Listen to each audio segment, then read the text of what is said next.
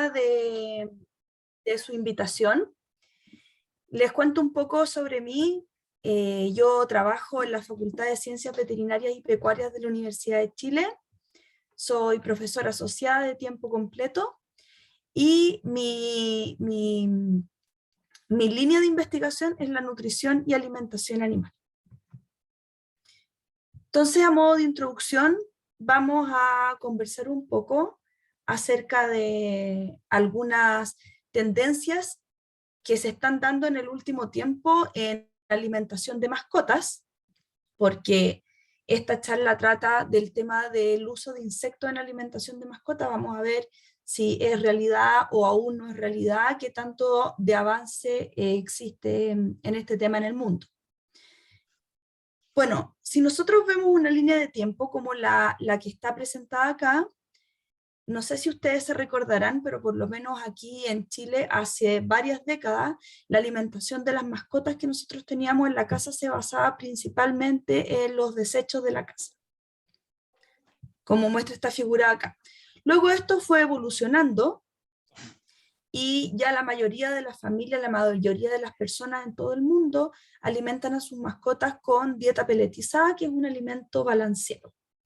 Pero últimamente esto ha tenido un cambio importante en donde se han observado distintos tipos de dieta, en donde en estas dietas se privilegian alimentos que son de muy alta calidad. Muchos de estos alimentos son de consumo humano. Aquí podemos tener ver un plato, por ejemplo, de una dieta que a muchos de ustedes les puede sonar conocida, que es la dieta cruda o la dieta BARF, en donde tenemos alimentos que no están procesados térmicamente, huevo, carne, vísceras, vegetales, frutas, etc. ¿Por qué se ha dado esta evolución? Se ha dado principalmente porque las mascotas ya no ocupan un lugar como animales domésticos en nuestros hogares, sino que son parte de la familia. En una encuesta que se realizó el año 2019 en Chile, se determinó que incluso las mascotas son considerados y se le entregan los mismos cuidados que un hijo. Las mascotas van de vacaciones con nosotros, las personas estamos muy preocupadas de su salud, extremadamente preocupados de su alimentación, porque también la alimentación es una forma de entregarle cariño a las mascotas.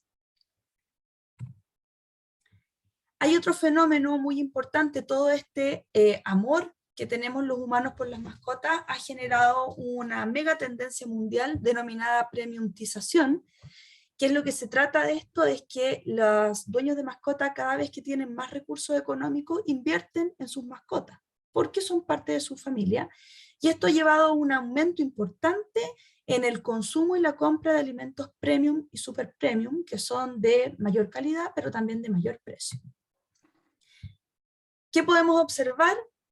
Un aumento importante en el mercado de dietas naturales, dietas holísticas, dietas crudas, dietas BARF, alimentos premium, alimentos super premium, y también una cantidad impresionante de snack de distintos tipos de calidades que va de la mano con esto que yo les conté de la incorporación de la mascota en el núcleo familiar. ¿Cuál es la desventaja de esto? Es que generalmente este tipo de dietas, las naturales, las holísticas, las BARF, etcétera, ese tipo de dietas, junto con los alimentos premium y super premium, usan un mayor porcentaje, bastante importante, incluso las dietas holísticas o las dietas naturales, la dieta BARF puede usar hasta un 80% de alimentos de origen animal, que son justamente los alimentos que generan una mayor presión sobre el medio ambiente. Entonces aquí yo les quise poner algunas etiquetas de algunos alimentos premium y super premium, en donde ustedes pueden ver, por ejemplo, en este, que el primer ingrediente de la lista es el pollo. Como segundo ingrediente tenemos la harina de pollo, después tenemos algunos cereales, grasa de pollo, saborizante natural de ave, etcétera, pero se utiliza una gran cantidad de alimentos de origen animal. Acá tenemos otro ejemplo: carne deshidratada de salmón, proteína de salmón, grasa de pollo, etc. Este es un estudio bastante interesante en donde se determinó la composición de los distintos tipos de ingredientes que se pueden encontrar en dietas de supermercado, que son las dietas estándar, que a veces también se denominan dieta del estrato económico, y las dietas premium para las distintas especies, gato y perro, en donde se observa que las dietas premium y super premium tienen un mayor contenido de insumos de origen animal. Aquí tenemos un poco la huella ecológica que tienen los distintos componentes que conforman la dieta, tanto de los gatos como de los perros, y vemos que justamente los alimentos de origen animal son los que tienen un mayor efecto en cuanto a deterioro del medio ambiente. Aquí tenemos, por ejemplo, cuáles son todos los ingredientes que componen una dieta para mascotas en cuanto a emisiones que están relacionadas con gases con efecto invernadero. Entonces podemos ver que las que generan las mayores emisiones con gases con efecto invernadero son justamente, en primer lugar, los alimentos de origen animal, están en rojo, y también los subproductos de origen animal, que están en color violeta. El uso de la tierra, también podemos observar lo mismo. Y aquí lo podemos ver por las categorías de alimentos, en donde hay una relación con lo que yo les mostré anteriormente, que las categorías premium y super premium, comparadas con las estándar y las más económicas, son las que estarían generando un mayor impacto ambiental, justamente porque están formuladas con una mayor concentración de insumos de origen animal. Entonces, ¿qué hacemos? Esa es la gran pregunta. Algunos investigadores esto no se utiliza tanto en investigación, pero se utiliza bastante en las corrientes de alimentación de los consumidores, en donde se ha decidido volver a los perros y a los gatos vegetarianos, lo cual es algo que hay que estudiar bastante y hay que tener bastantes consideraciones, porque en el caso de los gatos son carnívoros estrictos, a diferencia de nosotros los humanos, que somos omnívoros, que sí podríamos tener una dieta vegetariana, incluso una dieta vegana, y los perros son carnívoros facultativos. Por lo tanto, hay que tener bastante ojo.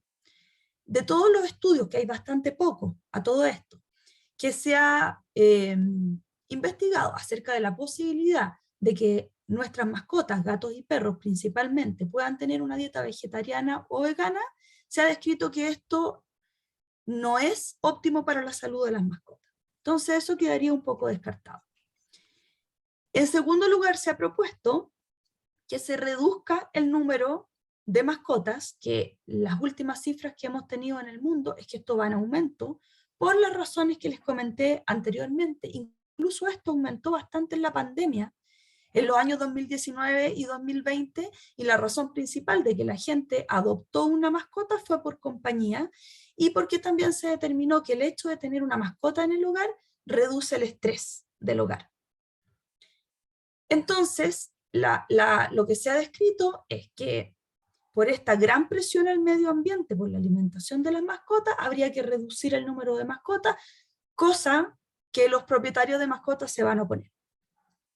También se ha hablado de una alta competencia, como la figura que puse ahí, entre las mascotas versus los humanos, porque hay muchas dietas de mascotas que actualmente están utilizando alimentos de grado alimenticio para humanos, de muy alta calidad.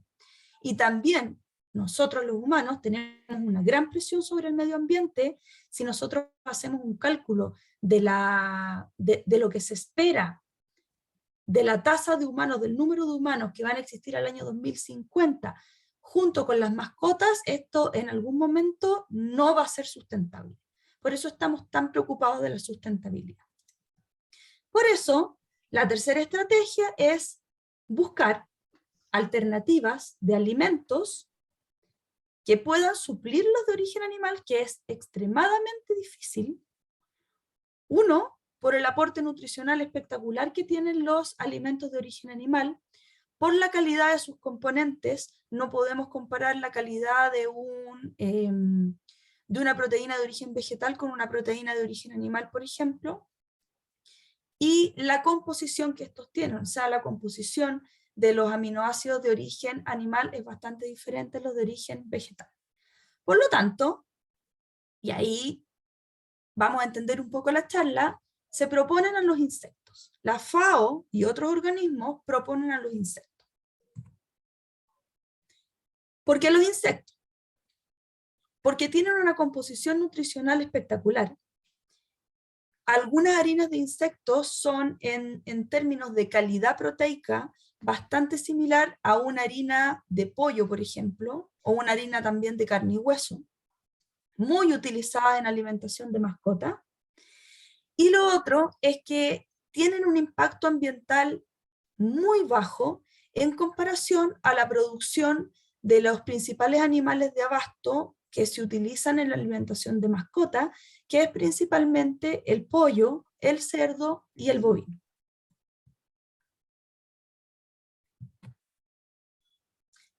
Otras razones de por qué comer insectos, yo les conté un poquito de que si nosotros seguimos con el sistema que tenemos de utilización de materias primas y término en desechos y subproductos, no, el mundo no es sustentable.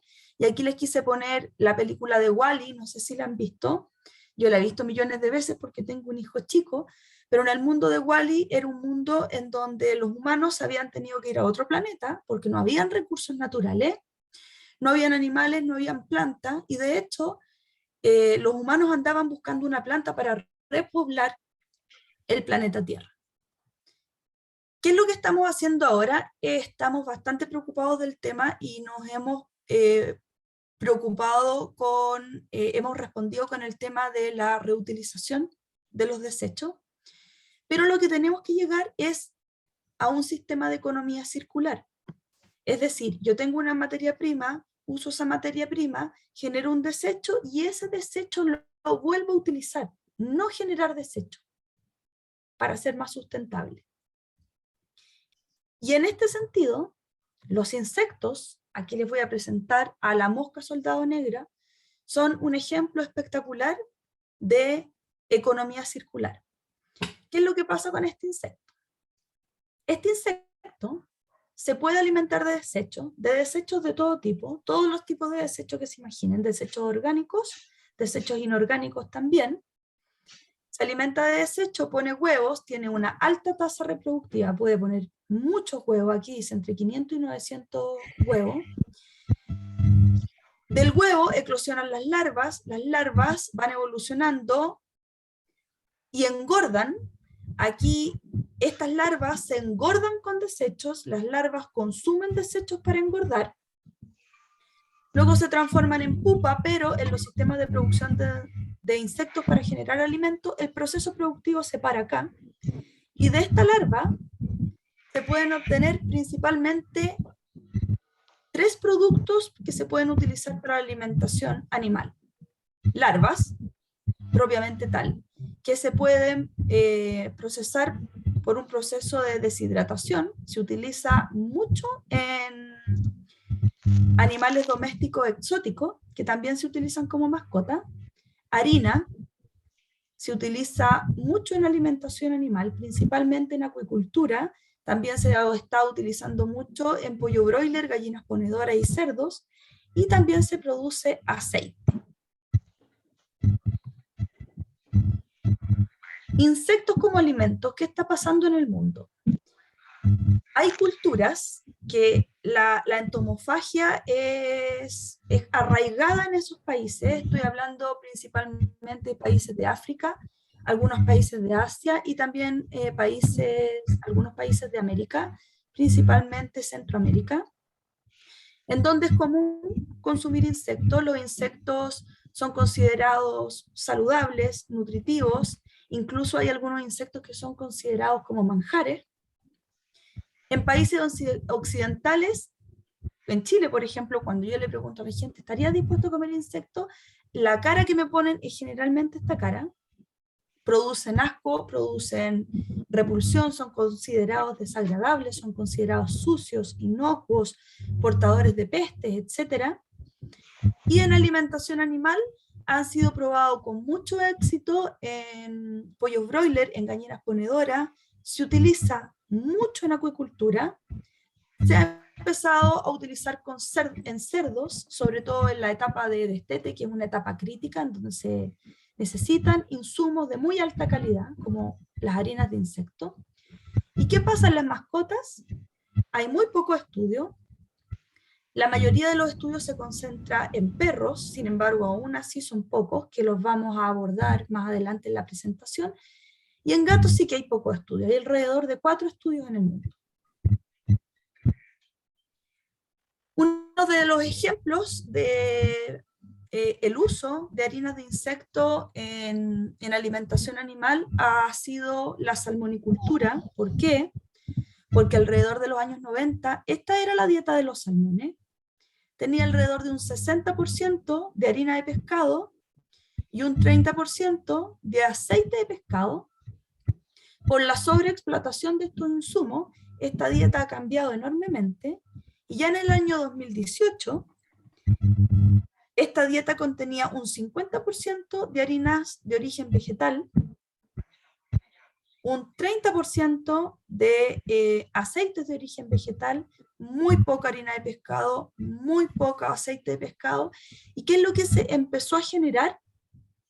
Empezó a generar un problema inflamatorio intestinal importante, oxidación, y esto reducía la inmunidad de los peces, haciéndolo más susceptible a una gran diversidad de enfermedades transmitidas por virus, por hongos, por parásitos y por bacterias, que en estos sistemas de crianza intensiva generaban un problema gigantesco y unas pérdidas económicas muy importantes.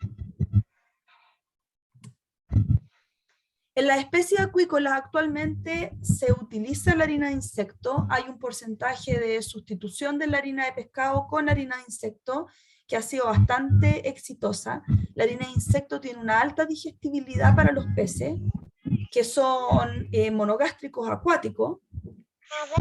Esta harina es muy palatable para los peces, y ¿cuál es el punto que todavía se tiene que abordar? Es el alto costo. Y esto yo creo que la alternativa para reducir el costo es justamente que haya una producción, una mayor industrialización de la producción de harina de insecto. Esto ya está industrializado en varios países y se produce en grandes cantidades, pero esto tiene que aumentar. En cuanto a la alimentación animal de otros animales monogástricos como los cerdos y las aves, actualmente se utiliza harina de insecto para sustituir harinas de origen vegetal y también animal.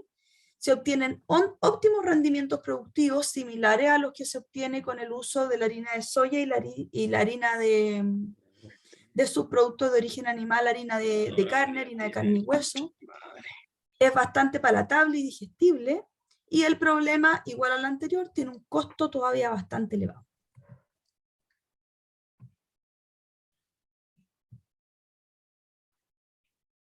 ¿Qué es lo que ocurre en cerdos? En cerdos se ha incluido, pero también se han hecho unas pruebas bastante interesantes en donde se ha probado como elemento de enriquecimiento ambiental alimentario. En este estudio, que aquí tengo las publicaciones para los que después los quisieran revisar, se ofrecieron 3 tipos de enriquecimiento ambiental comestible, que eso es lo interesante, comestible. Entonces se ofrecieron larvas de mosca soldado negro, maíz y pellet, y se observó que de todos estos elementos, los que más llamaron la atención de los cerdos fueron justamente las larvas. Y otra cosa súper interesante, que generalmente en los cerdos es muy importante el tema del enriquecimiento ambiental porque tienen una etapa muy estresante que es el destete.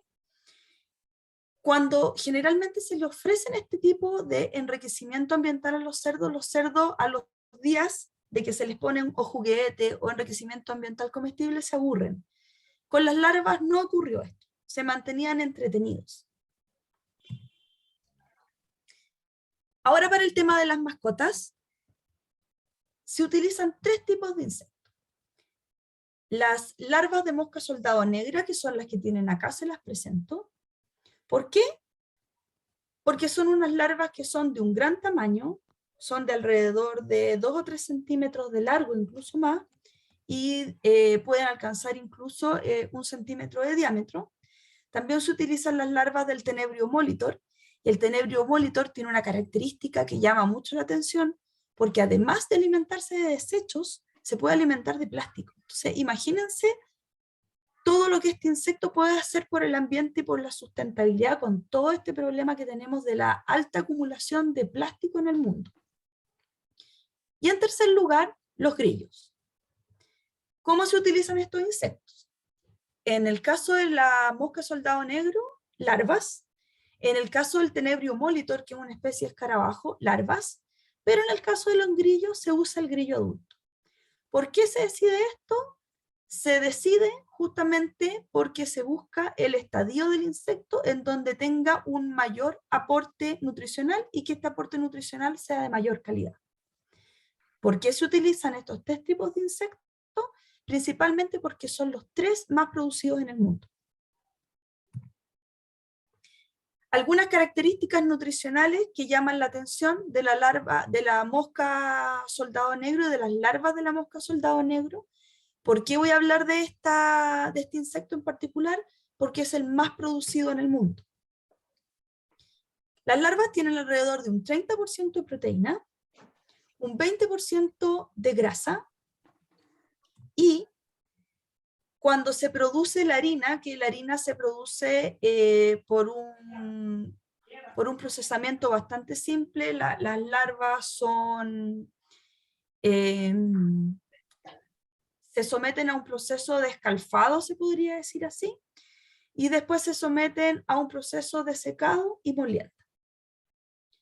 Podemos conseguir harina completa. Esta harina tiene entre un 40 y un 44% de proteína, bastante similar a una harina de carne de pollo, y si analizamos su composición aminoácidica y su calidad aminoácidica, también es similar a una harina de carne de pollo. Y también podemos obtener una harina desgrasada que se produce por un proceso de extracción de la grasa de la harina completa.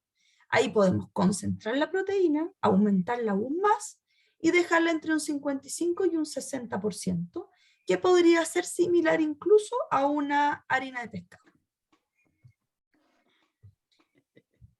¿Cuáles son los aportes respecto, por ejemplo, a la carne de pollo? Para el gato, ¿por qué puse aquí como ejemplo el gato? Porque es una de las mascotas más estrictas en cuanto a requerimientos nutricionales por ser un carnívoro estricto. Yo necesito 130 gramos de carne de pollo para cubrir el requerimiento diario proteico de un felino. Si utilizara larvas de mosca soldado negra necesitaría 65 gramos, para el caso de las larvas de tenebrio 58 gramos y para el caso de los grillos 43 gramos.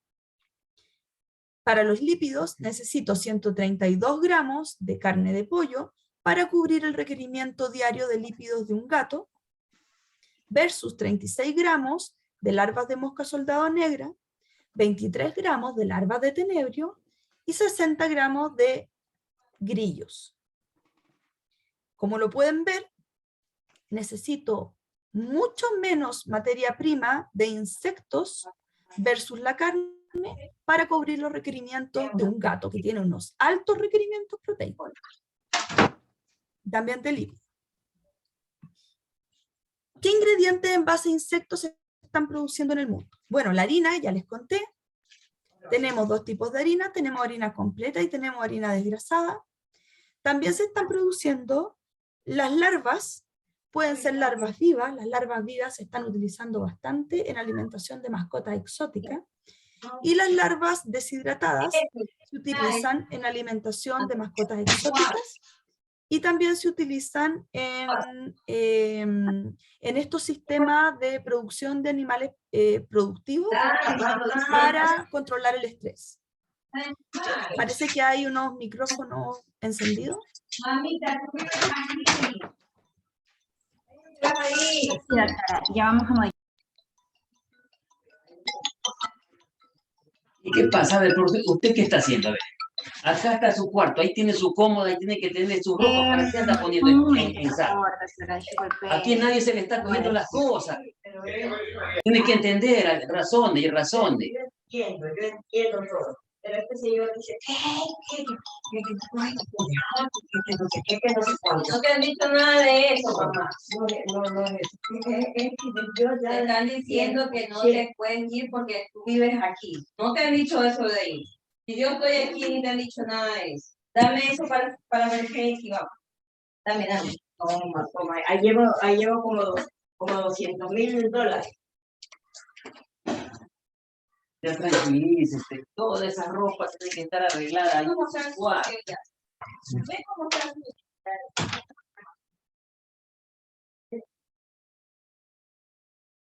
Igual. Ahí sí parece. Disculpe, doctora, ya estamos tratando de solucionar el problema. Ya.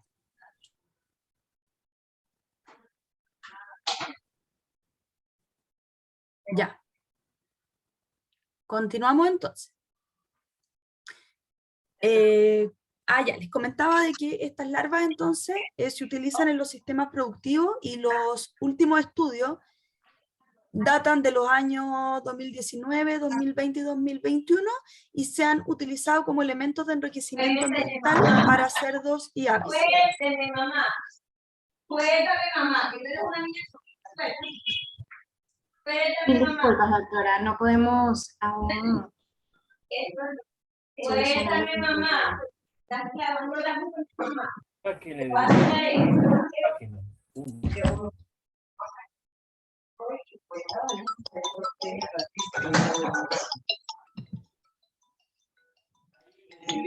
Parece que el hospedador puede silenciar a la persona que está hablando. Sí, el único problema es que el hospedador, pues ahorita no nos escucha. Entonces, si me permite un segundo, vamos a terminar, vamos a poder solucionar con el inconveniente. De verdad, le pido una disculpa. En esta oportunidad, pues estoy tratando de solucionar.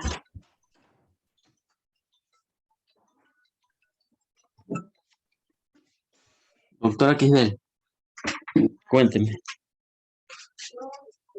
Aló.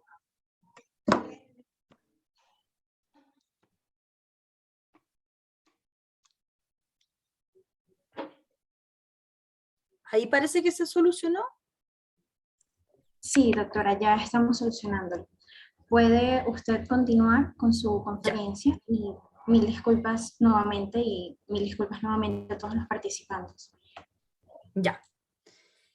Ya, bueno. Aquí tienen otro producto, que después les voy a hablar harto de este otro producto porque es súper interesante, y es la grasa que se obtiene desde los insectos.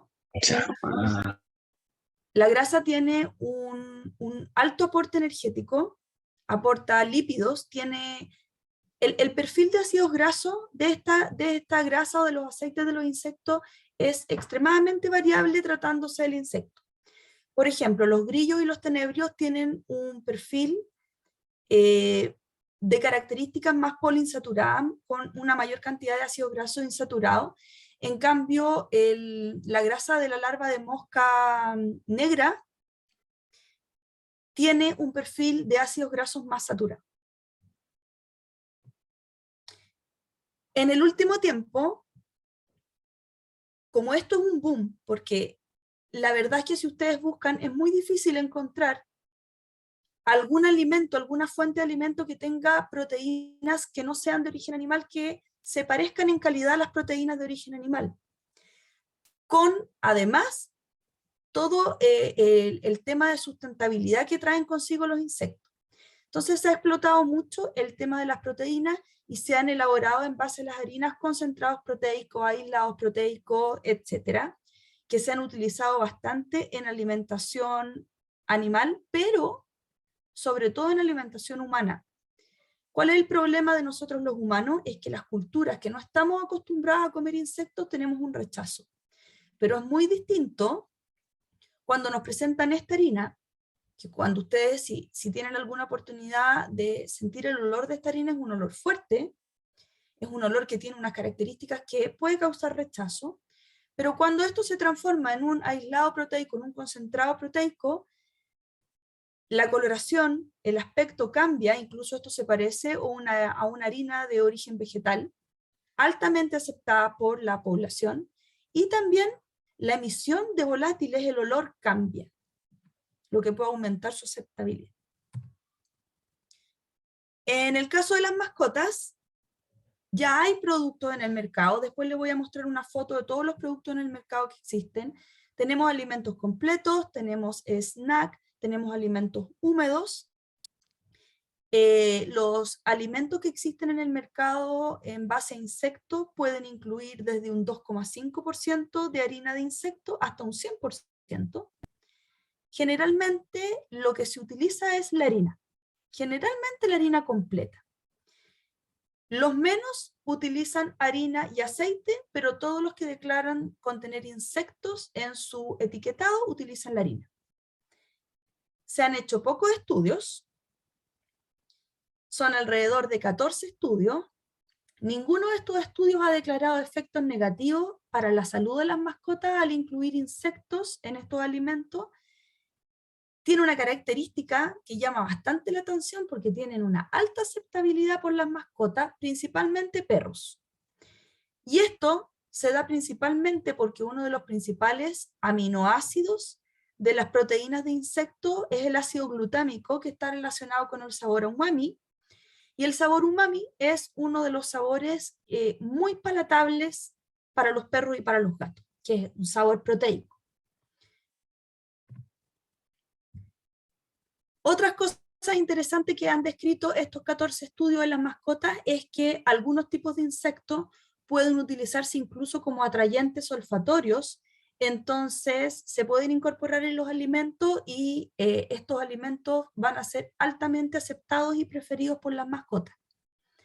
Se hizo un estudio en que lo que se quiso evaluar es el efecto de las harinas de insectos sobre la microbiota, y se observó que no habían cambios en la microbiota comparándolo con un alimento que contenía proteínas de origen animal.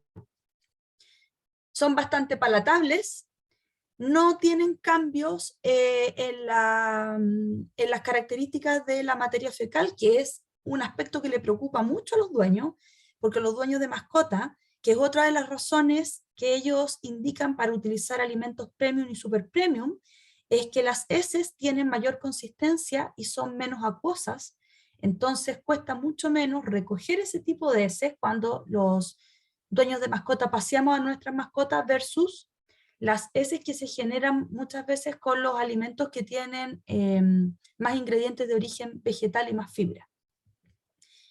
Y otra cosa, que es el boom de los alimentos que incluyen insectos, es su tremendo potencial que tienen para el tratamiento de las alergias alimentarias. Las proteínas de insectos son unas proteínas totalmente desconocidas para el sistema inmunitario de los animales y han tenido un importante éxito para las mascotas atópicas y las mascotas que, por ejemplo, un tipo de mascota que uno no le funciona la dieta casera, que uno no le funcionan las dietas prescritas para alergias alimentarias. Generalmente los dueños de mascotas que prueban estos alimentos en base a insectos, ojo, que esto es súper importante, que tienen que ser alimentos que sean 100% en base a insectos, que no tengan proteínas de origen animal. Y estos alimentos funcionan excelente para este tipo de pacientes. ¿Qué se sabe en gatos? En gato es más complicado. Tienen una digestibilidad proteica menor. Por lo tanto, todavía no se puede concluir de que el gato pueda alimentarse con un alimento que reemplace 100% la proteína de origen animal con la de insecto. No tienen efectos negativos para la salud, les estoy hablando de los pocos estudios que hay. En cuanto a aceptabilidad y tolerancia, ahí le puse un signo de interrogación, porque hay gatos que rechazan los alimentos en base a insectos, no tienen la misma aceptabilidad que los perros. El gato es un animal reconocido por ser mucho más selectivo que los perros. Y en cuanto a la tolerancia, también un signo de interrogación, porque un par de estudios indicaron de que había producido vómito.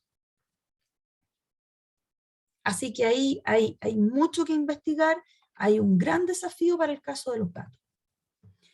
Algunos alimentos que existen en el mercado, esta es una marca muy conocida, es una de las precursoras de la alimentación en base a insecto para mascota.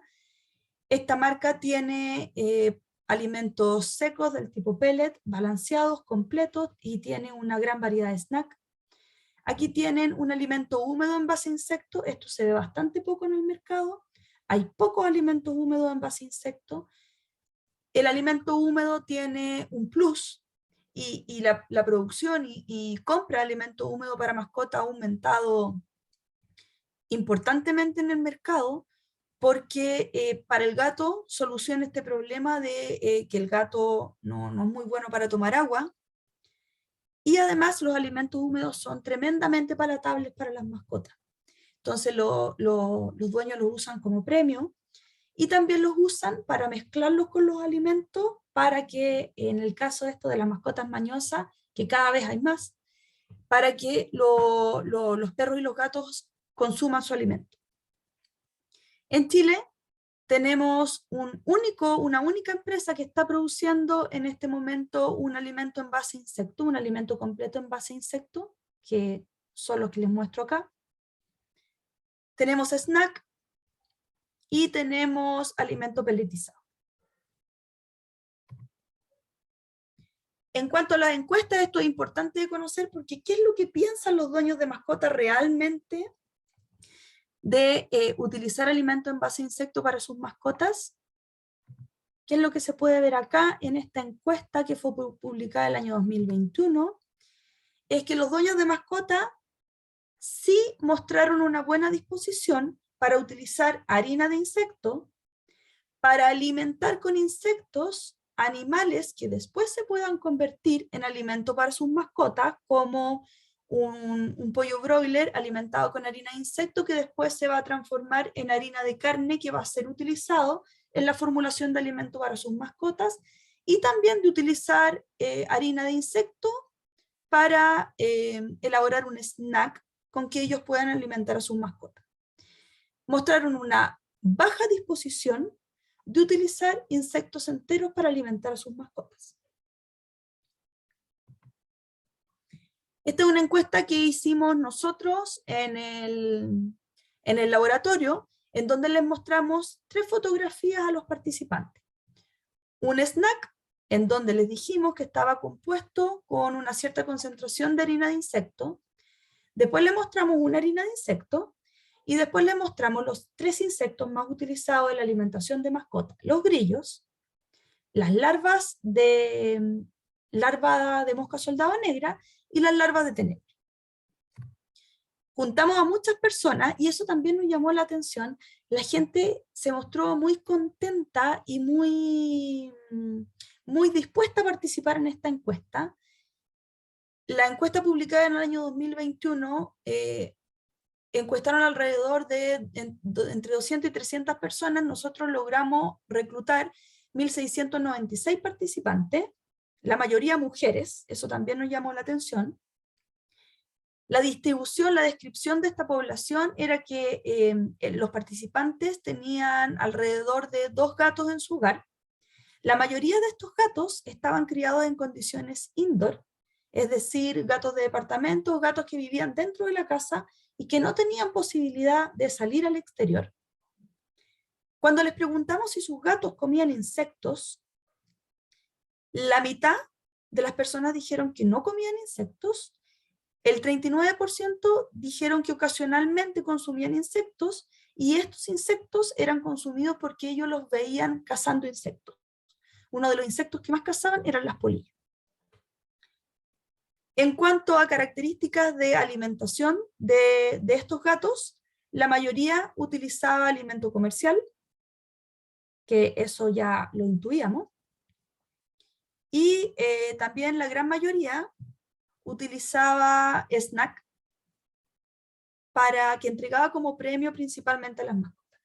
¿Cuál fue la respuesta? Se mostraron bastante dispuestos a alimentar a sus mascotas con un snack que contuviera harina de insecto. La disposición bajó bastante cuando les preguntamos si estaban dispuestos a alimentarlos con la harina de insecto. ¿Por qué? Porque nosotros le hicimos una pillería.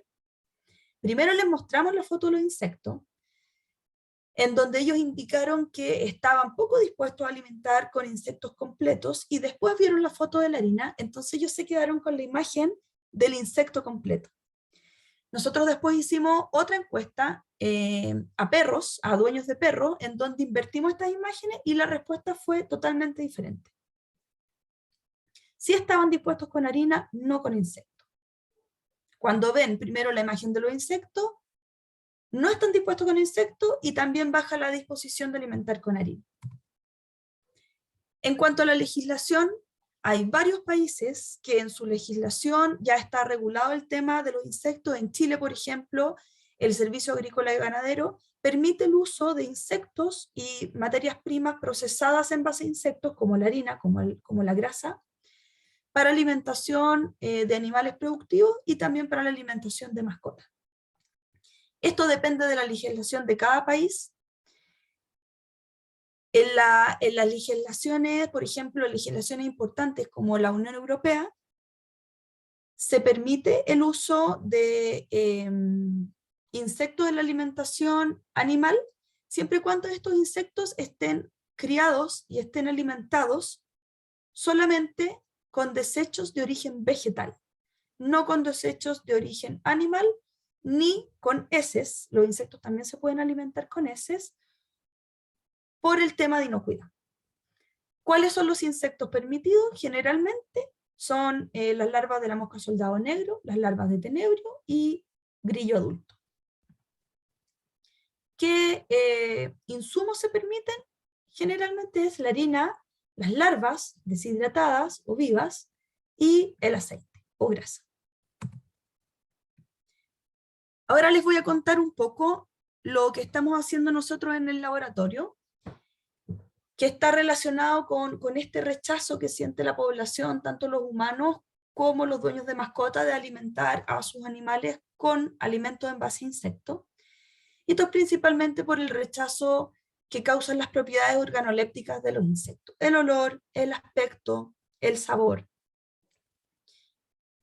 Lo que hacemos en el laboratorio es, a través de la tecnología de encapsulación, cambiar las características sensoriales de los insectos por algunas características más placenteras. Aquí, por ejemplo, usamos la atomización.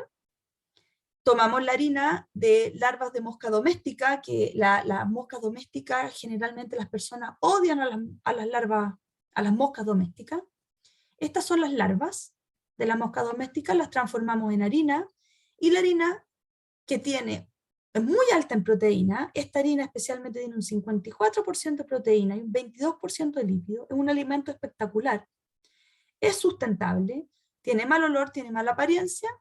La transformamos a través del proceso de encapsulación. Si nosotros le ponemos un microscopio electrónico a este polvo, vamos a ver que encontramos millones de micropartículas.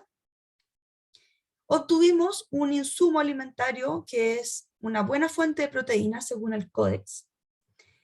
Nos llamó la atención y encontramos una propiedad que nos sorprendió bastante. Tiene una alta capacidad antioxidante, puede ser un ingrediente funcional, tiene una buena apariencia y tiene un olor bastante agradable.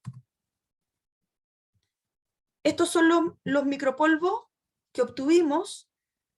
El problema es que lo máximo que pudimos de concentrar de proteína fue alrededor de un 5%, pero estamos trabajando en concentrados proteicos, aislados proteicos, para aumentar el contenido de esta proteína. También hemos utilizado otras técnicas de encapsulación, por ejemplo, la gelificación iónica. Aquí logramos aumentar la proteína hasta un 28%, fue bastante. El problema es que esto como insumo para consumo humano no sería muy adecuado porque no tiene un buen aspecto. Incluso el tratamiento térmico para secar estas perlas generó una reacción no enzimática de pardeamiento, entonces se volvieron negras. Incluso en el laboratorio nos molestaban y nos decían que estábamos haciendo caviar de mosca, pero sí podría utilizarse para alimentación animal. Algo súper interesante de estas dos formas de encapsulación, tanto los micropolvos, que tenían un aspecto muy bueno, y también las perlas, es que la emisión de volátiles desagradables era bajísima. Todos los compuestos desagradables del tipo sulfurosos desaparecieron. Esto lo medimos con cromatografía de gases, porque necesitábamos cuantificarlo, pero la verdad es que uno hacía experimentos en el laboratorio con nosotros mismos y el olor de todos estos compuestos en base a insectos encapsulados no se percibía. Tenían un olor muy agradable. Otras cosas que estamos haciendo, como les conté, a partir de la harina estamos generando concentrados y aislados proteicos para concentrar la proteína, y también nos dimos cuenta que al concentrar la proteína cambiamos la apariencia y el olor desagradable de la harina de insecto. Ustedes ven esto y tiene una apariencia incluso como una harina de trigo. Estamos trabajando también con la alta capacidad antioxidante. Tiene una capacidad antioxidante impresionante, es similar incluso a los berries. Estamos trabajando también con eso, haciendo extractos antioxidantes. Por otro lado, la grasa, en el caso de la larva de mosca soldado negro, es una grasa que tiene un perfil saturado, tiene una alta concentración de ácido láurico, y también se ha descrito, y son cosas que estamos trabajando en el laboratorio, que esta grasa tiene un potencial antimicrobiano que llama bastante la atención. En base a la grasa nosotros hemos desarrollado microemulsiones. ¿Cuál es el problema de esta grasa? Que esta grasa es súper difícil de manipular porque es bastante sólida a temperatura ambiente y de refrigeración. Entonces eso cuesta mucho de manipular para agregarla a las dietas. Nosotros le estamos cambiando el formato de esta grasa a un formato líquido, fácil de manipular. Y lo otro es que estamos investigando la capacidad antioxidante, que la verdad es que es bastante potente. Hicimos estudios con algunos de las bacterias que causan bastante problema en inocuidad, como es la salmonela, y aquí observamos que la microemulsión con un 10% de grasa reduce de forma bastante importante la supervivencia de esta bacteria a las 2 horas y a las 4 horas de exposición a esta microemulsión. Así que ahí estamos muy entretenidos por ese tema. Sobre todo en estos tiempos que hay una presión bastante importante de reducción del uso de antimicrobianos en producción animal, y todas las alternativas que puedan ser una alternativa a los antimicrobianos, como los extractos de aceite, probióticos, prebióticos, ácidos orgánicos, etcétera. Esto también podría ser una alternativa de antimicrobiano. Finalmente, me quiero despedir con el abismo que hay de cosas que faltan investigar. O sea, aquí hay mucho que investigar. La verdad es que es un tema apasionante. A mí esto me apasiona. Yo no llevo mucho tiempo investigando el tema de los insectos, pero es muy entretenido, es muy interesante. Los insectos tienen unas características que llaman mucho la atención, son bastante inocuos, son nutritivos. Ahora nos hemos dado cuenta que tienen muchas características funcionales. En el mundo también están investigando algunas características contra enfermedades crónicas no transmisibles, como la diabetes, la hipertensión, etcétera, etcétera. ¿Cuál es el abismo que tenemos que superar y que todo eso lo vamos a superar con investigación? Es cuáles son los sustratos que se están utilizando para criar los insectos para que realmente este producto sea inocuo, ya que la inocuidad es algo que llama mucho la atención de los investigadores, de la gente que quiere consumir insectos, de la gente que está en contra de consumir insectos. El tema de la sustentabilidad, se habla mucho de que son ambientalmente sustentables, pero no se sabe cuán económicamente sustentables son. El tema de la seguridad, sobre todo lo que les conversaba, de la inocuidad, y si el tema de los insectos y su industrialización da para ser el alimento del futuro. Sobre todo en animales de cría intensiva, como se ven acá, como los cerdos, las aves, y también todo el tema de la acuicultura. Así que eso sería mi presentación. Muchas gracias por haberme escuchado y les voy a mandar el mail y si me quieren hacer preguntas, estoy abierta a contestar. Bueno, muchísimas gracias, doctora Carolina. Excelente presentación. En esta oportunidad, pues debido a su presentación, pues queremos agradecerte. Y también, pues a pesar de todos los inconvenientes que tuvimos, sin embargo, podemos disfrutar de su conferencia, la cual fue...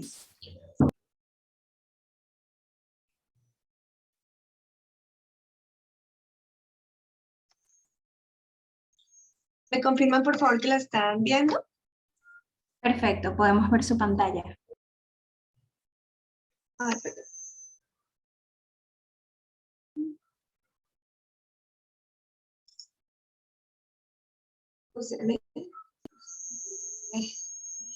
Compartí la equivocada.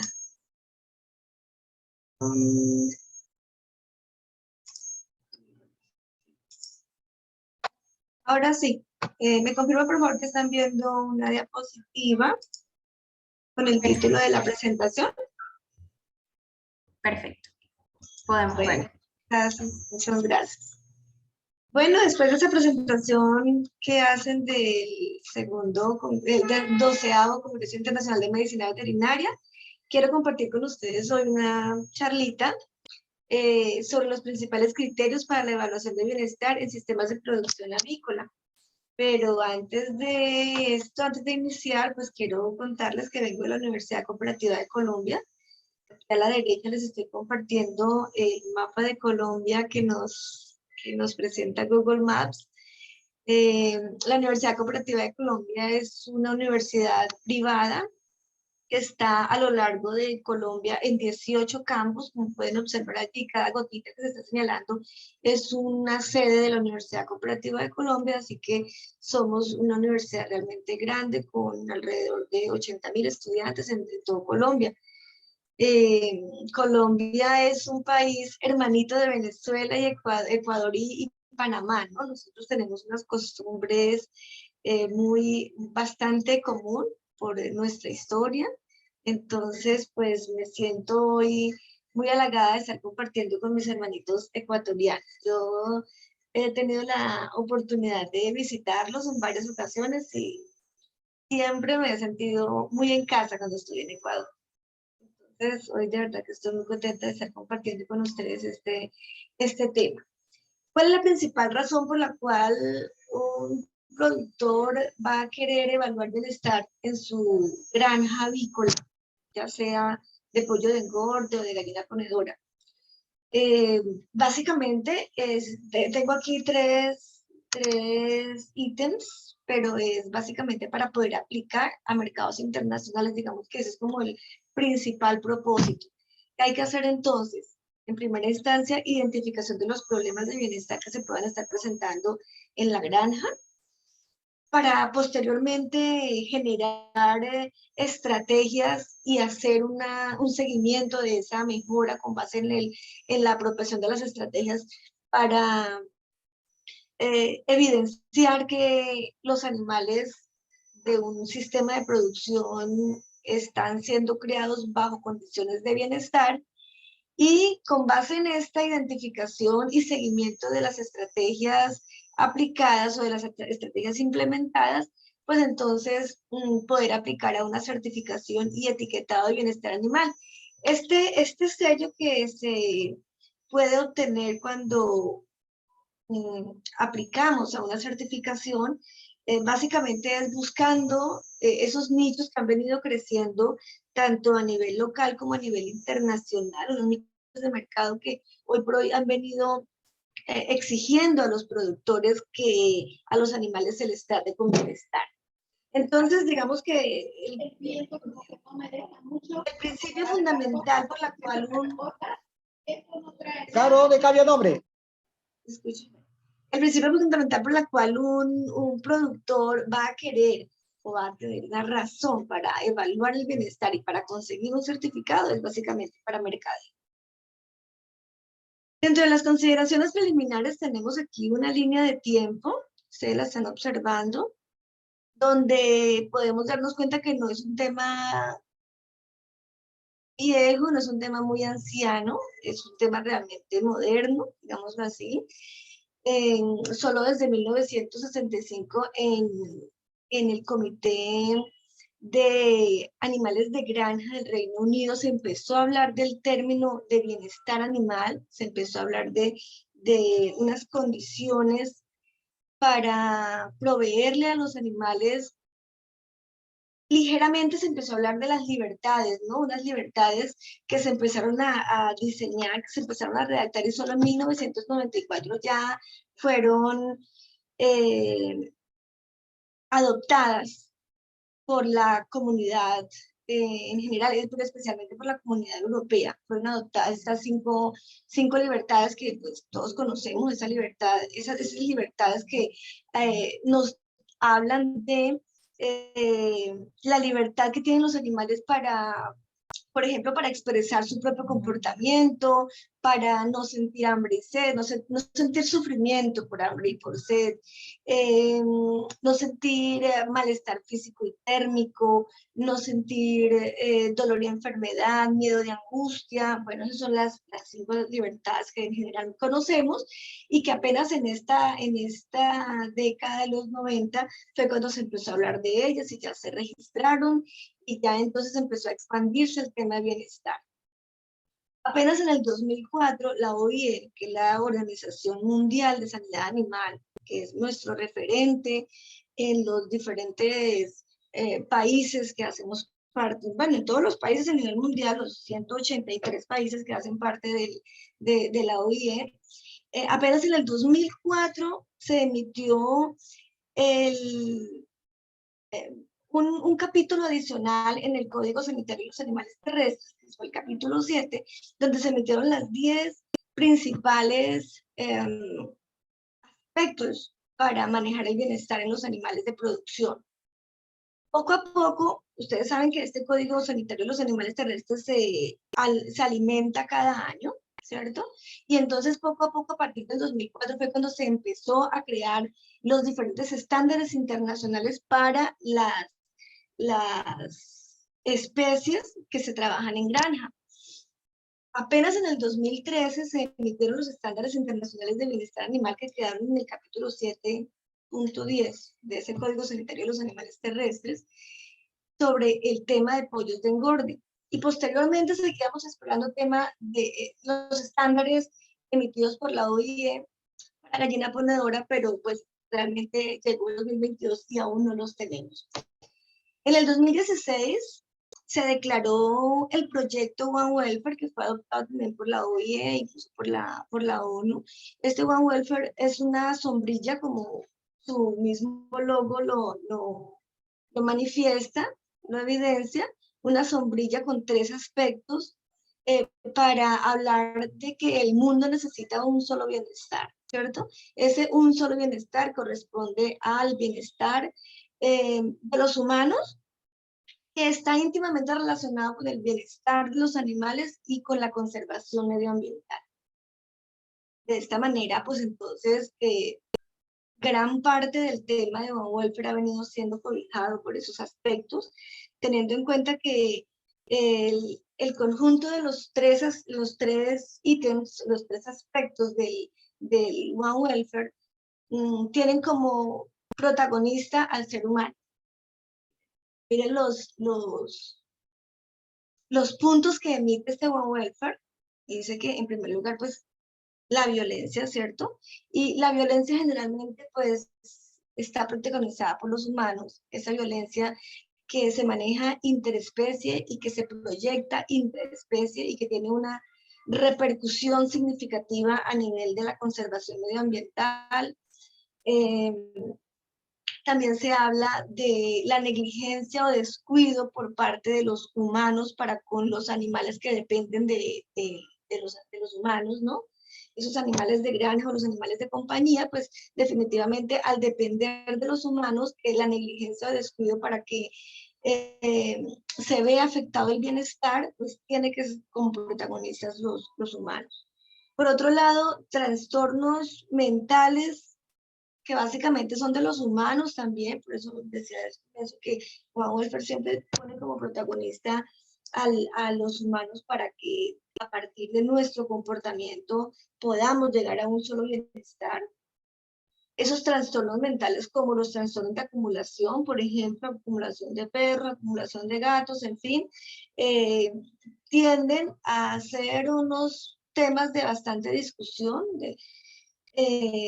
unos temas, digamos que aparentemente esas personas con los trastornos de acumulación de animales quieren hacer una labor social con los animalitos de calle, con los animalitos desprotegidos, pero finalmente como su trastorno es de acumular y acumular y acumular animales, pues no les va a generar, no les va a poder ofrecer el bienestar que ellos realmente necesitan, y pues desde este punto de vista empieza a privarlos de cada una de las libertades, empieza a privarlos de una buena alimentación, a privarlos de un ambiente limpio, a privarlos de los medicamentos y las vacunas y todo lo que necesitan para evitar la proliferación de enfermedades, por ejemplo.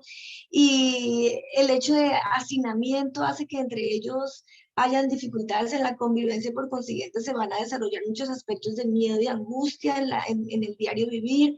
Bueno, así sucesivamente, este tema de trastorno de acumulación es bastante estigmatizado, digámoslo así, por el proyecto One Welfare. Por otro lado, pues entonces, cada vez que evidenciamos los desastres naturales, detrás de esto siempre están como protagonistas los humanos, generando una gran cantidad de comportamientos que a la larga van a llevar a desastres tipo huracanes, incendios, inundaciones, bueno, y todo lo demás que podamos llamar desastres naturales que puedan tener origen antropogénico. Cuando hablamos también de la introducción de especies invasoras, tanto animales como vegetales, aquí volvemos a hablar de el protagonismo que cumplen los humanos cuando empiezan a trasladar animales de un lado a otro, o incluso especies vegetales de un lado a otro que a la larga van a generar unos cambios bastante significativos en el ecosistema y que por consiguiente, pues entonces alteran de una manera importante el bienestar general. Este tema de la contaminación pues está íntimamente relacionado con lo que mencionaba anteriormente, así que el proyecto One Welfare siempre está tildando de protagonista el comportamiento humano para que se pueda llevar a cabo o para que podamos conseguir un solo bienestar. Y con base en estos proyectos y con base en los estándares internacionales que emite la OIE a través de, como les decía anteriormente, de ese código 7, perdón, del capítulo 7 del Código Sanitario de los Animales Terrestres, pues cada uno de los países ha venido generando una cantidad de legislación, leyes, resoluciones, políticas gubernamentales que van a llevar a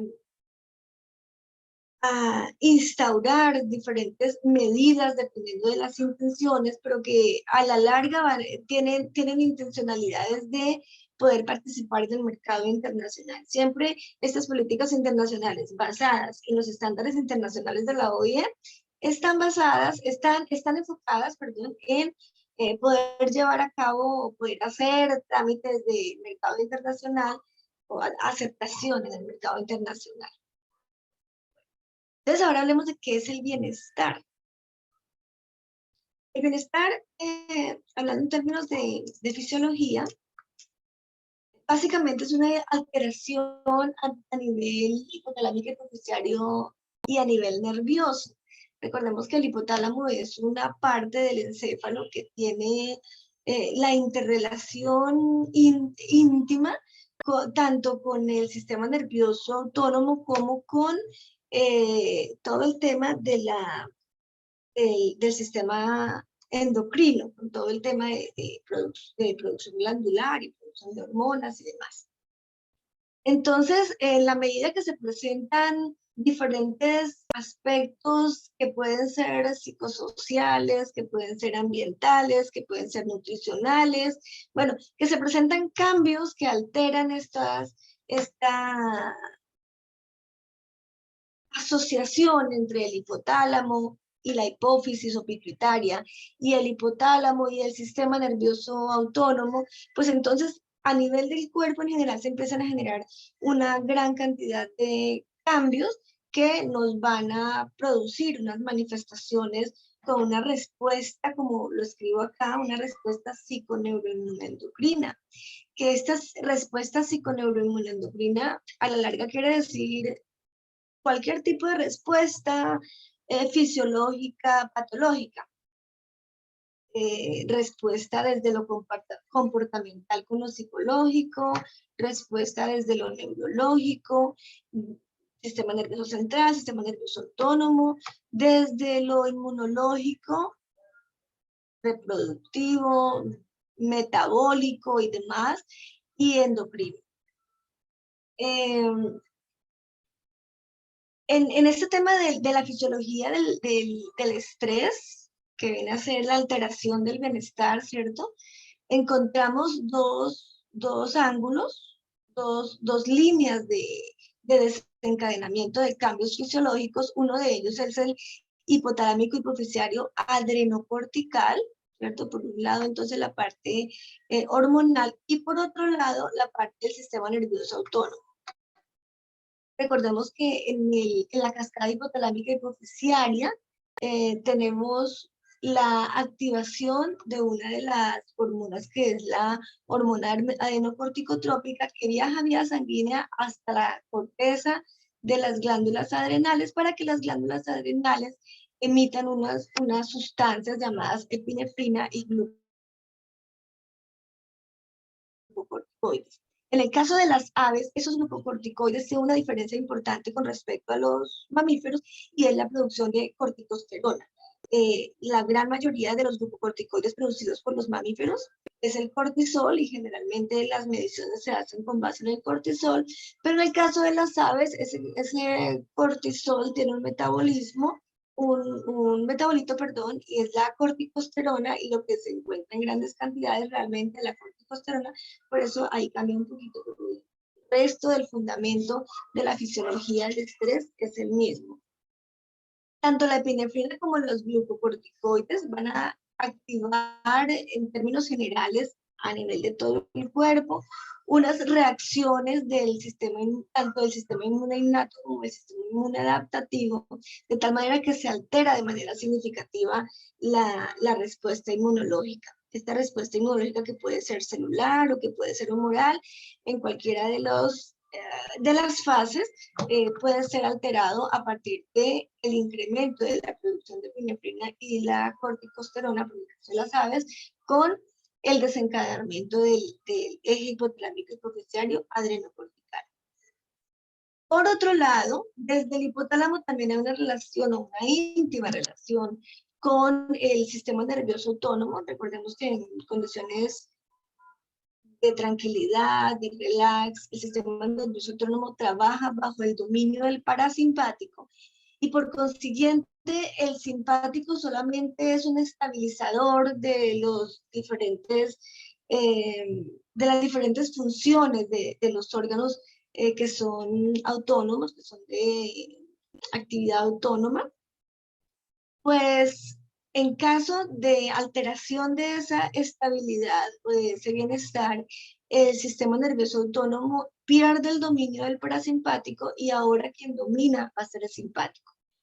En el momento en que se genera una activación o un dominio del simpático, pues obviamente entonces se va a disminuir la actividad parasimpática y por consiguiente vamos a encontrar unas modificaciones bastante significativas tanto del sistema circulatorio como el sistema respiratorio, el aparato digestivo, las mismas glándulas. Bueno, en términos generales hay unas modificaciones neurológicas bastante importantes que van a alterar el metabolismo en general. Y todas estas alteraciones que se generan tanto desde la cascada hipotalámica hipofisiaria adrenocortical como desde el sistema nervioso autónomo van a la larga a generar cambios comportamentales que pues posteriormente pueden ser unas medidas importantes de analizar. Teniendo en cuenta esta fase, estos conceptos de la fisiología del estrés, pues entonces el bienestar animal no se evalúa con un solo indicador, no existe una sola medida, un solo indicador que nos permita evidenciar que el animal está bajo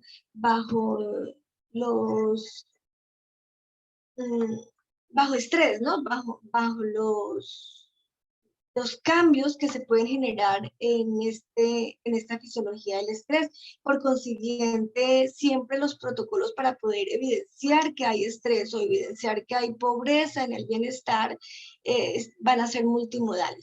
¿Qué quiere decir multimodales? Que esos protocolos siempre deben tener diferentes tipos de indicadores que nos permitan ver desde diferentes puntos de vista, es decir, desde lo fisiológico, desde lo comportamental, incluso desde los recursos, desde el medio externo, desde los registros a nivel de producción, desde diferentes puntos de vista para que podamos interrelacionarlos y de esa manera se pueda dar un concepto de pobre bienestar o buen bienestar o definitivamente estrés crónico.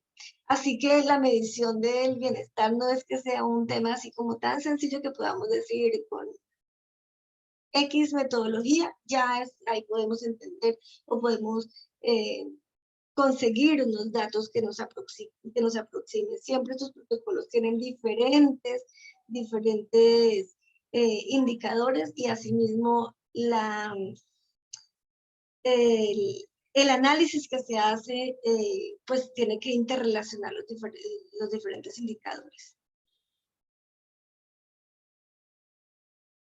Bueno, entonces cuando vamos a analizar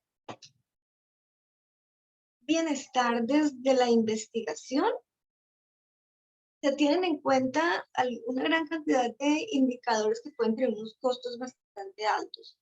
Pero cuando vamos a evidenciar o a analizar bienestar desde el sistema productivo con propósito de conseguir un certificado, pues no podemos disponer de esos recursos tan altos como para hacer electrofisiografía, como para hacer diferentes pruebas moleculares o pruebas de ELISA para medición de cortisol y demás. Así que cuando hablamos de la medición de bienestar en animales de granja, es decir, en sistemas de producción, se han unificado 3 tipos de medidas. Unas medidas basadas en los recursos, unas medidas basadas en el manejo y unas medidas basadas en los animales. Como les dije desde el comienzo, en el momento a nivel de las gallinas ponedoras no existen unos estándares internacionales emitidos desde la OIE, pero sí existen unos estándares internacionales emitidos desde la OIE para pollo de engorde. Así que los diferentes protocolos privados que ofrecen esos sellos para los animales de granja o para los sistemas de producción se basan en esos estándares que pueden estar enfocados en unas u otras medidas, ¿sí? Entonces, cuando las medidas están basadas en los recursos, Esos indicadores se encargan de analizar el tipo de espacio, el tipo de cama que tenga, la calidad del aire, cómo es el acceso al alimento y al agua, y los diferentes accesorios a los que los animales puedan acceder. Cuando las medidas están basadas en el manejo, entonces se tienen otro tipo de indicadores como, por ejemplo, los aspectos de bioseguridad, diferentes procedimientos para las diferentes etapas etarias, cómo se hace o cuáles son los protocolos para manejo del dolor o los protocolos para los momentos de cirugías o los momentos en que se presentan pues diferentes enfermedades, por ejemplo, entonces se necesitan unos protocolos especiales. La frecuencia con la que se hace inspección en los galpones, cómo se hace la alimentación, con qué frecuencia también, y esta parte de la relación humano-animal es bastante significativa. Generalmente todos los protocolos tienen este indicador de la relación humano-animal, porque como les decía anteriormente, desde el proyecto Human Welfare se ha protagonizado al humano como el directo responsable de ese solo bienestar o de ese bienestar unificado, y pues aquí en los animales de granja, que son animales que dependen directamente de los humanos, pues obviamente esa relación humano-animal es bastante significativa. Por consiguiente,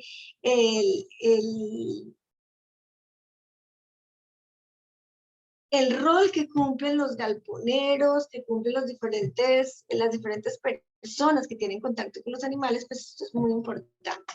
También hay otras medidas basadas en los animales. Cuando hablamos de las medidas basadas en los animales, entonces nos vamos a mirar registros como tasas de mortalidad, tasas de morbilidad, cómo se hace el desvieje o el despaje, el puntaje de condición corporal mínima y niveles de agresión y comportamientos estereotipados. Entonces, aquí se habla en gran medida del comportamiento de los animales. Esos son como las medidas o los grupos de indicadores que se tienen para cada uno de los protocolos, y entonces hay protocolos que se enfocan en los recursos o que combinan recursos con manejo, o que combinan manejo con animales, o hay protocolos que definitivamente se enfocan en los animales. Como les decía anteriormente, lo primero que se hace para la certificación del bienestar en animales de granja es la identificación de los problemas que se puedan estar presentando, y esta identificación de los problemas se hace con un diagnóstico. Ese diagnóstico pues entonces se genera a partir de la evaluación de los indicadores que el protocolo esté manejando, y una vez que se hace el diagnóstico, entonces se hace la evaluación de las soluciones e incorporación de diferentes estrategias para menguar o para desaparecer los problemas identificados. A esto se le hace un seguimiento diario, semanal y mensual, y posteriormente pues entonces sí se puede aplicar a una certificación. Como les decía anteriormente, estas medidas pueden estar basadas en los recursos, y así mismo pues entonces se generan las estrategias para mejora, o en el manejo o en los animales. En el caso de los sistemas de producción aviar, aquí tenemos tres fases, digamos que bastante álgidas para la certificación. Sin embargo, el transporte entre una y otra fase siempre ha sido como el gran eslabón perdido, ¿no? Porque en términos de incubación se puede tener una certificación, posteriormente en términos del sistema de producción, ya sea para pollo de engorde o para gallina ponedora, pues se puede tener otro tipo de certificación, y para el tema del sacrificio se puede tener otro tipo de certificación de bienestar animal. Sin embargo, el transporte entre incubación y producción, y entre producción y sacrificio, siempre es un eslabón perdido bastante importante, que ha sido uno de los grandes temas polémicos para la emisión de los estándares internacionales. No obstante, en el capítulo 7 hay un subcapítulo especializado en el transporte de los animales, pero por ejemplo no se habla específicamente del transporte de incubación a las diferentes granjas de producción, y pues esto digamos que ha sido como un tema de bastante discordia y de bastante discusión. Existen muchos protocolos privados, muchísimos protocolos privados, pero digamos que el que marcó la pauta, el que se inició en la Unión Europea y sobre el que se toma mucha referencia es el Welfare Quality. Es un protocolo que tiene su enfoque basado especialmente en esos indicadores del manejo y de los animales, pero hay muchos otros más en la medida que fue pasando el tiempo y que los mismos nichos de mercado empezaron a crecer y ofrecer oportunidades a los productores para poder ofrecer este tipo de productos con animales que han sido criados con bienestar animal. La cantidad de ofertas ha venido creciendo, ha venido creciendo, ha venido creciendo. Tenemos muchísimos protocolos privados. Eso quiere decir que para que un sistema de producción se certifique, pues obviamente tiene que invertir no solamente en las adecuaciones, sino también en el proyecto como tal. Entonces, inicialmente, pues, elige qué tipo de proyecto es el que lo va a certificar y posteriormente, pues, entonces se somete a las exigencias del protocolo.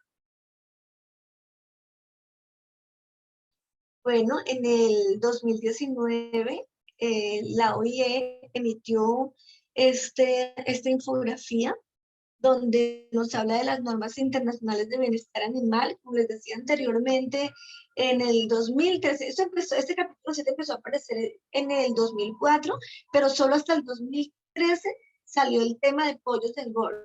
Aquí podemos ver, miren, pollos de engorde, empezó con ganado vacuno de carne, luego viene el pollo de engorde, ganado vacuno de leche, y luego el de cerdos, que apenas apareció en el 2018.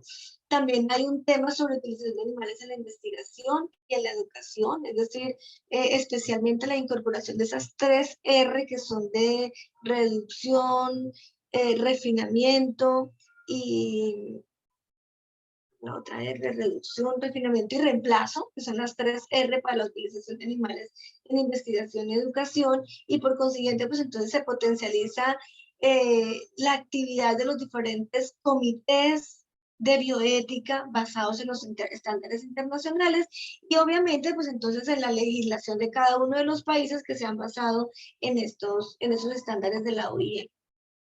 También tiene un subcapítulo sobre el transporte, miren, que aparece el de transporte tanto por vía marítima, como por vía terrestre, como por vía aérea. Sin embargo, hay muchos vacíos cuando hablamos en transporte de las diferentes etapas etarias, ¿no? Una cosa es el transporte de los animalitos desde la planta de incubación hasta el sistema de producción, hasta el galpón, y otra cosa es hablar de los animales que ya están terminando su ciclo productivo para pasar a sacrificio. Es otro tipo de transporte y otras condiciones que se requieren para poder evidenciar o garantizar que estos animales llegan al lugar de destino con bienestar.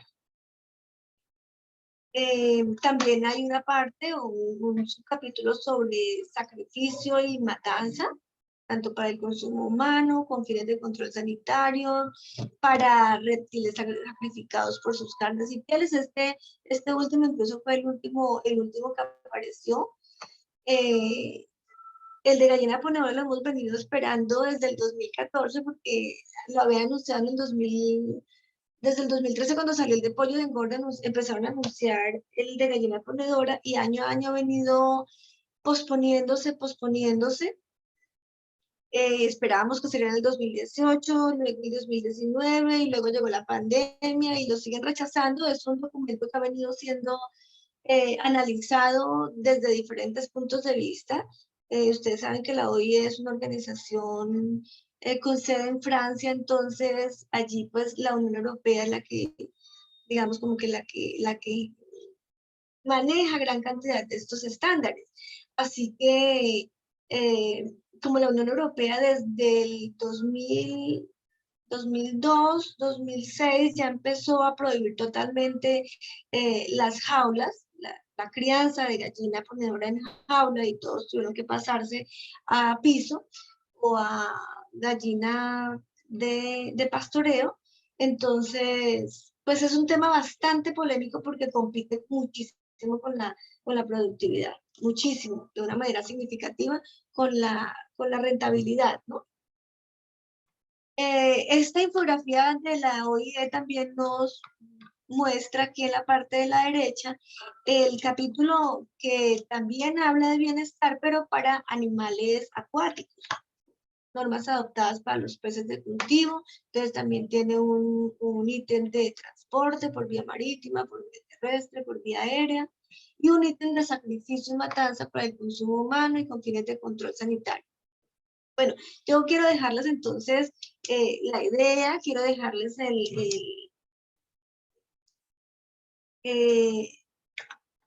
entusiasmo para que vayan a buscar en la página de la OIE, mire, es www.oie.int. En esta página ustedes van a encontrar tanto los códigos sanitarios de animales terrestres como los manuales de laboratorio, y también van a encontrar una gran cantidad de noticias actuales, incluso la plataforma UAGIS, que es la que se actualiza diariamente con los reportes de todos los países, de reportes de enfermedades de reporte obligatorio de todos los países. Entonces aquí tenemos una plataforma bastante dinámica, que mantiene actualizada todos los días, pero especialmente pues los quiero motivar para que vayan y busquen el Código Sanitario de los Animales Terrestres del 2021, que es el que está vigente actualmente. Estos códigos los actualizan en noviembre, en octubre o noviembre salen las actualizaciones de estos códigos. Por esa razón, sobre esa época, pues entonces siempre estamos pendientes de cuáles son las novedades. Más allá de lo que yo les pueda dejar acá, en esta charla, pues quiero dejarles también la incógnita, quiero dejarles la duda para que vayan a buscar en el Código Sanitario, y allí en el capítulo 7 encuentran los estándares internacionales para todas las especies que ya poco a poco se han venido alimentando, ¿no? Miren que ya hay de cerdos, este de cerdos es nuevo, ganado de leche, ganado de carne, hay de equinos, hay de pollos de engorde, hay de reptiles para el manejo de los criaderos especialmente. Esto es un tema que día a día va cambiando, es bastante dinámico, como les decía, y que como estándares internacionales que tenemos para los pollos de engorde, aquí tenemos unos aspectos especialmente enfocados en los resultados, es decir, los que he dejado aquí dibujados de café, ¿es esto? El color café, son los que están basados en lo que podemos encontrar en los registros. Por ejemplo, la mortalidad, la morbilidad, el desvieje, el porcentaje de producción o rendimiento productivo, ¿cierto? Aumento de la canal, aumento del peso corporal, el consumo de alimento, la incidencia de enfermedades, todo esto lo encontramos en los registros. Pero también hay unas medidas que no solamente están basadas en los resultados, sino que están basadas directamente en los animales. Entonces, esas medidas para el tema de pollos de engorde se evalúan desde el comportamiento, como el tipo de vocalización que presentan, con qué agudeza, con qué frecuencia. Otros tipos de comportamiento como la relación humano-animal, entonces si presentan miedo ante la presencia de una persona, de sus mismos galponeros o de una persona extraña, cómo es ese comportamiento, qué tanto se dejan acercar, por ejemplo, qué tanto se pueden dejar manipular. La distribución de espacio, que si están muy aglomerados o si están muy dispersos, si están jadeando o no. Las aves en general son animales que no tienen en sus mecanismos de termorregulación, no tienen glándulas sudoríparas, por consiguiente ese mecanismo de transpiración para disipar el calor no lo manejan de manera eficiente, así que fácilmente ellos jadean. ¿Sí? Entonces, en la medida que ellos presentan jadeo es porque ya estamos hablando de que ellas no están en un confort térmico, ellas están evidenciando que el ambiente está acalorado. Si los animales tienen la opción de hacer baño de arena o no, que esto hace parte de su libre comportamiento, no tienen esa opción, pues entonces se les está privando de una de las libertades de expresar su propio comportamiento. Con qué frecuencia, con qué agilidad buscan alimento y qué tanto picoteo hacen tanto en el piso como entre ellas. Este tema del picoteo es bastante importante porque por un lado es una forma de expresar su comportamiento natural, pero por otro lado es un riesgo bastante alto de expresión de estrés, generando daños comportamentales que pueden llegar a desencadenar canibalismo, por ejemplo, y por consiguiente pues aumenta la mortalidad y pues ya podríamos estar hablando de un muy pobre bienestar. También cuando nos referimos a la observación directa de los animales, podemos observar entonces trastornos oculares, estos trastornos oculares que pueden no solamente estar evidenciando alguna infección, sino también alteraciones en la calidad del aire. En la medida que la calidad del aire empieza a saturarse de diferentes ácidos o de amonio incluso, o de dióxido de carbono, pues entonces las glándulas de meibomio o incluso las mismas glándulas harderianas empiezan a secretar una cantidad de sustancias que son una barrera inmunológica a nivel de los globos oculares, pero que también son una manifestación importante de que algo extraño está sucediendo, que puede relacionarse tanto con infecciones como con calidad de aire. También la tasa de lesiones, que tanto pueden estarse presentando, frecuencia, cómo está ese plumaje. Normalmente el plumaje tiene unas valoraciones diferentes dependiendo de la etapa etaria, es decir, dependiendo de la edad, de la etapa fisiológica que están atravesando los animales. Y asimismo, pues entonces las calificaciones o las escalas de manejo son diferentes para las etapas etarias. La presentación de dermatitis tanto en la pechuga como en los pies, lo que se llama pododermatitis, es una evidencia de una cama mal manejada. Normalmente las camas húmedas van a generar aumento de proliferación de bacterias patógenas y hongos que van a repercutir en la piel, pues especialmente esas partes de la piel que tienen mayor contacto con el lecho, que son los arterios o las partes desplumadas de la pechuga y las almohaditas o almohadillas podales. Entonces, por eso en este paso, en esta fase de la evaluación de las patas es supremamente importante, donde existen unas escalas de pododermatitis y que nos va a evidenciar de manera importante el bienestar que se puede estar afectando por un mal manejo del lecho o un mal manejo de la cama.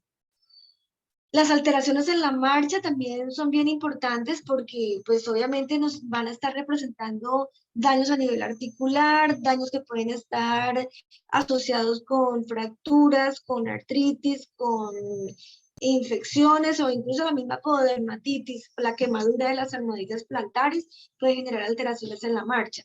O incluso cuando tienen otro tipo de daños en alas o en quilla, por ejemplo, pues se puede estar manifestando también como una alteración en la marcha.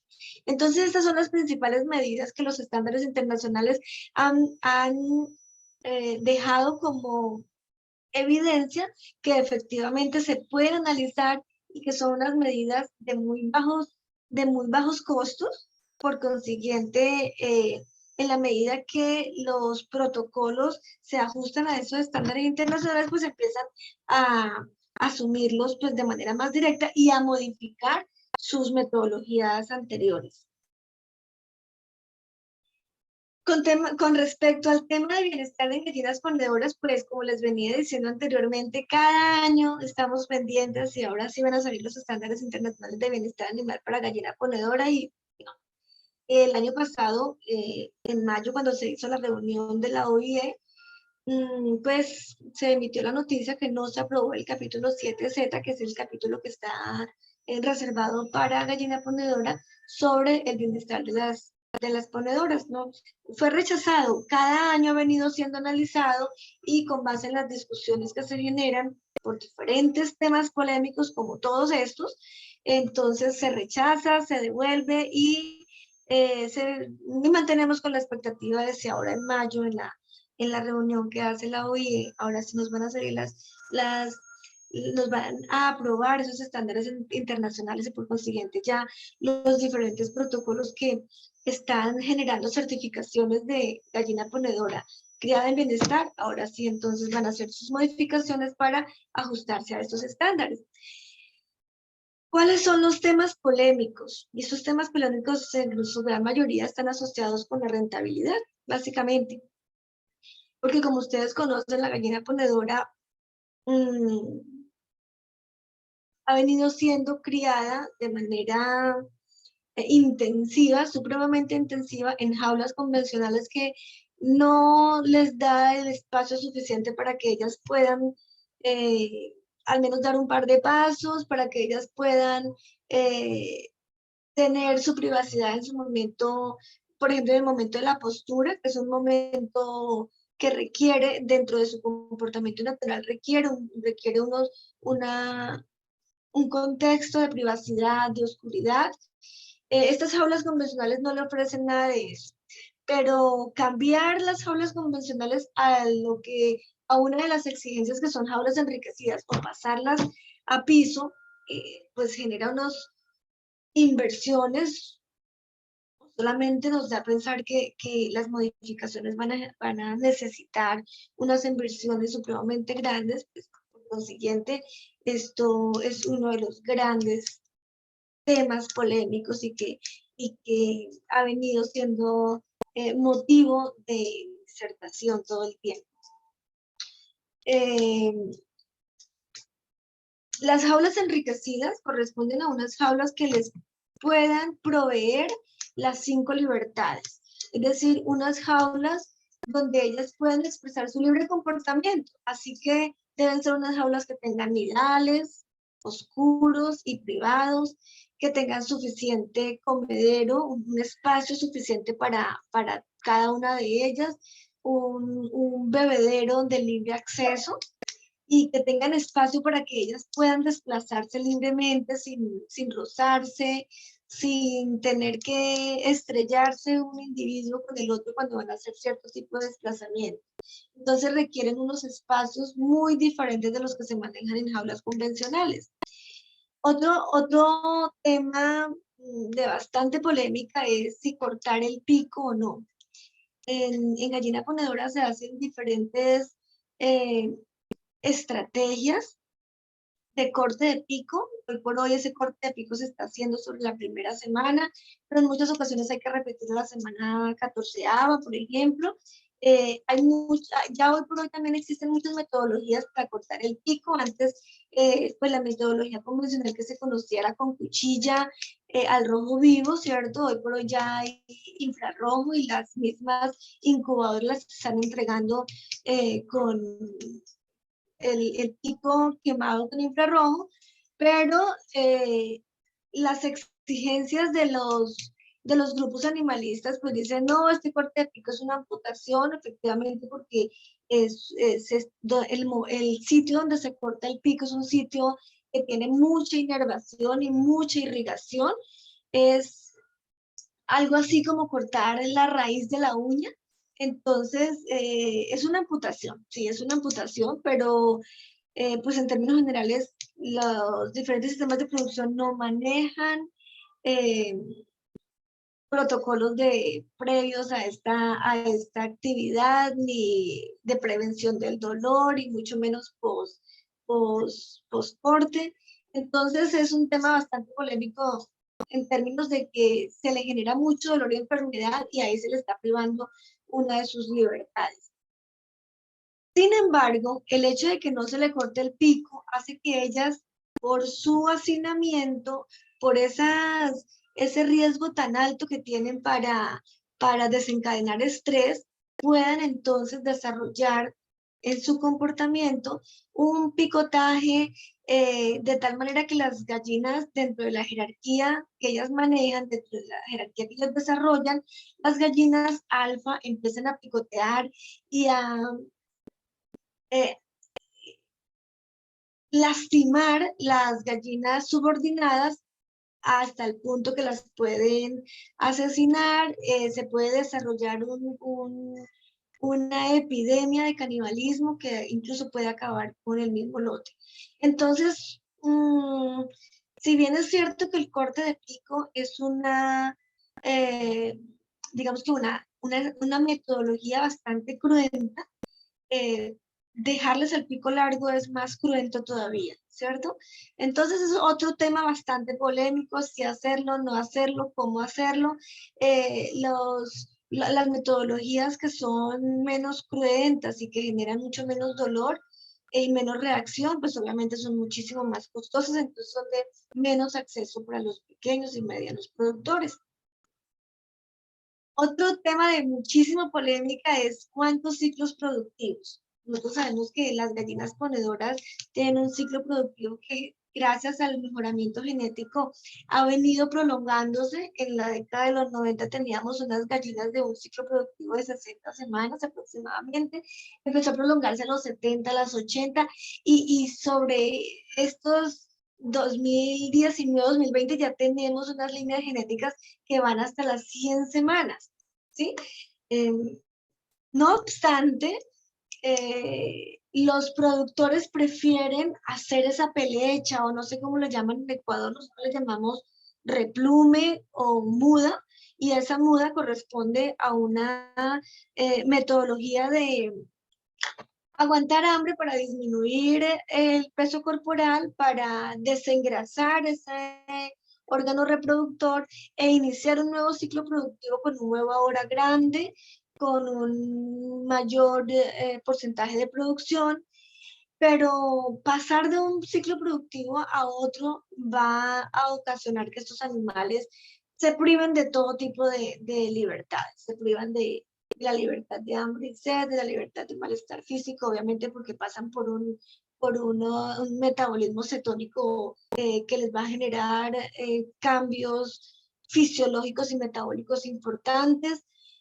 Obviamente, pues entonces van a tener ciertos dolores, van a estar propensas a fracturas o a enfermedades, incluso si no se hace correctamente. El hecho de sufrir hambre y sed durante un tiempo tan prolongado como 15 o 20 días, incluso más, que a veces los someten para que disminuya el 20% de su peso, esto les va a generar un ambiente de miedo y angustia. Bueno, por ningún lado, esos pobres animales en esa época están disfrutando de sus libertades, así que ese tema de pasar, de tener más de un ciclo productivo es bastante polémico, pero a nivel rentable, a nivel de productividad, pues es muy defendido por los productores, porque pues es una manera de evitarse nuevamente esos 6 meses de crianza. Todos estos temas son realmente polémicos alrededor de la parte productiva, ¿no? De la rentabilidad. Por otro lado, si hablamos de las producciones que llaman gallina feliz. No sé en Ecuador cómo le llaman, creo que le llamamos igual gallina feliz o proyectos de gallinas en pastoreo. Se tiene la tendencia a creer que estas gallinas están disfrutando de todas sus libertades, pues no necesariamente, porque fíjense lo que coloco alrededor en la parte izquierda, esos temitas que siguen siendo polémicos en gallinas en pastoreo. Estas gallinas en pastoreo, pues obviamente van a tener mayor riesgo de sufrir enfermedades tipo parasitarias o de sufrir miedo y angustia por presencia de depredadores. Estas gallinas van a tener un plumaje diferente y unos requerimientos nutricionales también diferentes.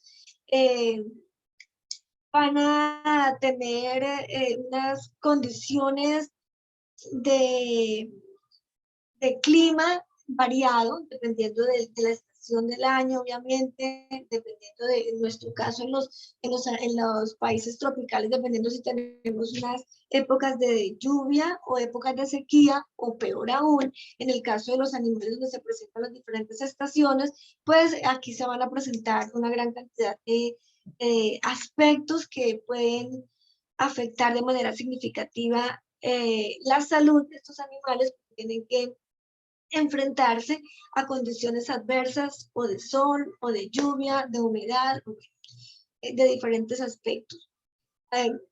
Se ha evidenciado que aumenta la tasa de lesiones tanto en quilla como en fémur y tibia.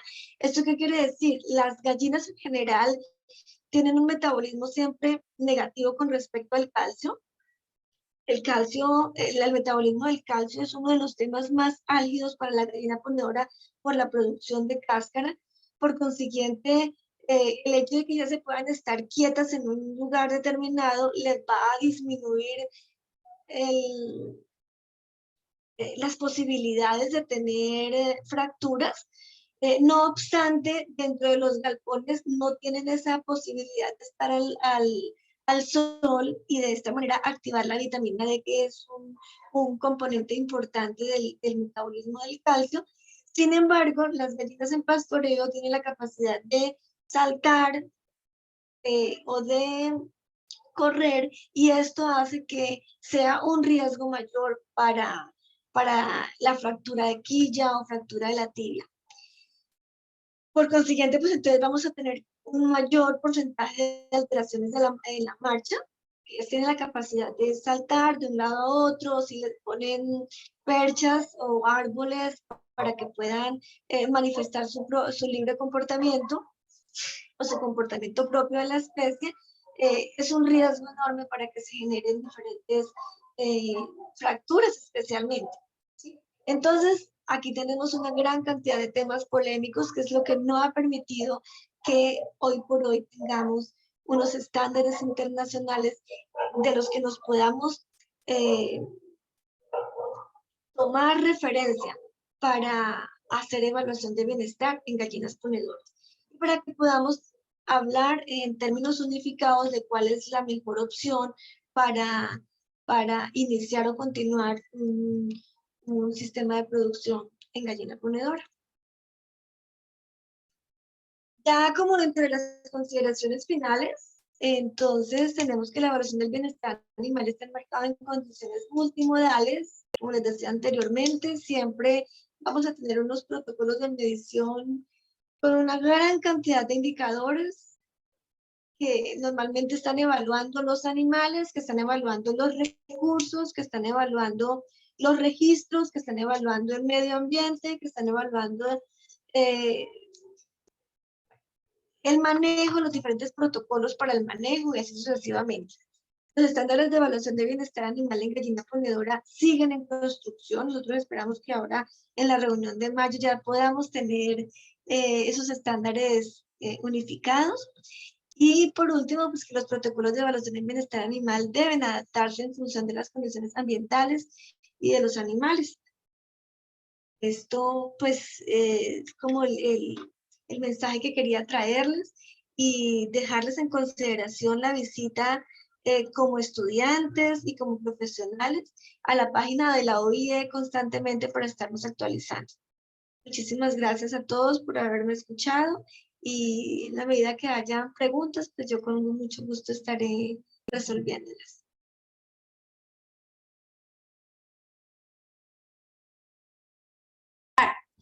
Perfecto, muchísimas gracias, doctora. ¿Hay alguna pregunta? Ajá, podemos pues iniciar con la ronda de preguntas y respuestas. En esta oportunidad vuelvo y comunico que pueden escribir por el chat o pueden habilitar sus micrófonos. Ya voy a habilitar la función para que puedan habilitar los mismos.